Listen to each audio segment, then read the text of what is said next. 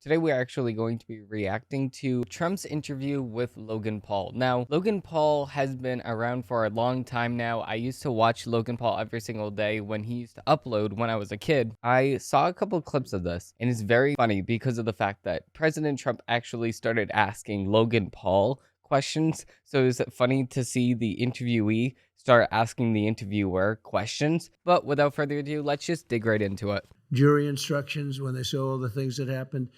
And it's not like anybody's a friend of mine. Mark Levin is an example. They couldn't believe it. So unfair. It's a very unfair thing. And because of that, the fundraising numbers and the polls, but the fundraising, that's sort of like a poll anyway, right? When you get right down to it. But the fundraising numbers went, I don't think there's ever been that much money raised that quickly. You've become a martyr Hundreds of sorts. of millions of dollars. Yeah, it's insane. $140 million in May that you raised. $35 million in just hours after the verdict. Yeah, 58 million within a few hours. And that was in small donations, like $71 something average. And over a period of a week, we even went to San Francisco. Now, not supposed to be, that's the belly of the beast, right? Rare visit.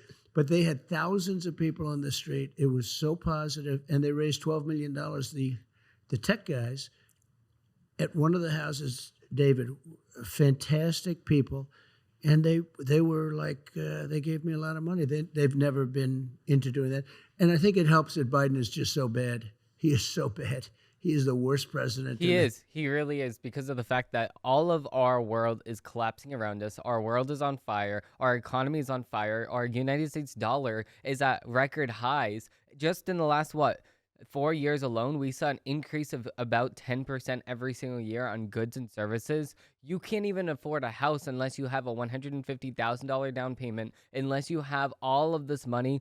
There was a recent finding on this front that said all of the utilities, all of the housing costs, the insurance costs, everything is up. So the average payer of a house has to pay about 40% to 50% more for a house and upkeeping of a house than they did have to do 4 years ago. And that's so crazy that within 4 years' time, we saw an increase of this much in this little amount of time. We saw this increase.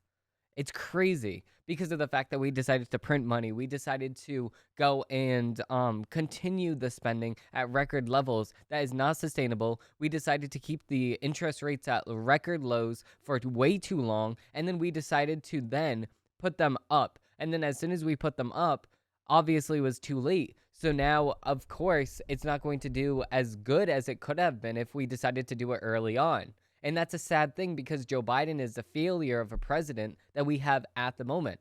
And it's crazy that Logan Paul invited Joe Biden onto the podcast, but Joe Biden would never do a podcast of this length without anything at all. He's not going to have any moderator. He's just going to be him, Logan Paul, and Logan Paul's producer. That's it.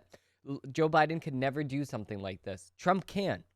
This shows that Trump is actually mentally competent to actually sit here for a podcast, just like a Vivek Ramaswamy level, just like a eye-to-eye contact, having a update, sitting here for hours and hours on end, talking about policy, talking about legislation that he wants to include, because that's crazy that we don't have this front anymore when it comes to our presidents. And like I was saying the other day, when we see debates are not exactly the thing that we need in America because of the fact that debates are something that is so heavily planned on that you have a 30-minute segment for a policy that you want to introduce, a 1 minute introduction to the policy, a minute and 30 seconds, and that's it. You have that minute 30 seconds. You have quick combat. That's it. It's not a sit down for 4 hours like a Joe Rogan style thing. That would be crazy if we were to have that. We have Joe Biden on one side, Trump on the other side. We have Joe Rogan on one side, and then we have a CNN host that is friendly to Joe Biden on the other side.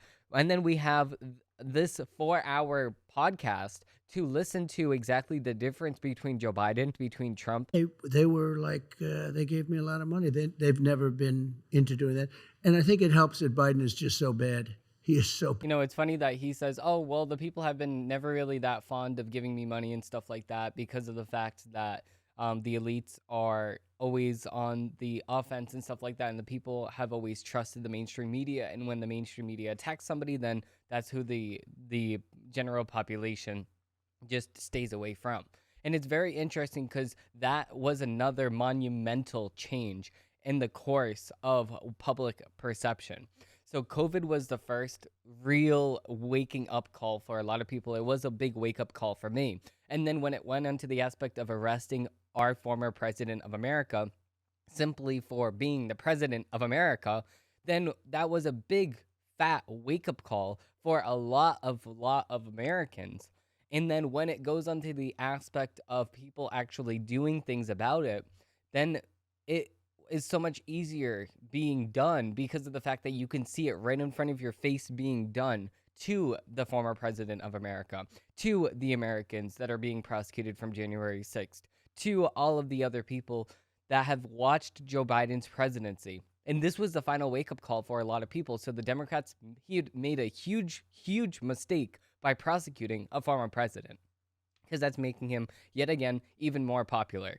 On the Democrats' biggest fundraising day, which was on the overturning of Roe v. Wade, the Democrats did not even get anything close to what Trump fundraised. And that is a big, big achievement for the Republican Party, because this is showing that the tide is changing. He is the worst president in the history of our country.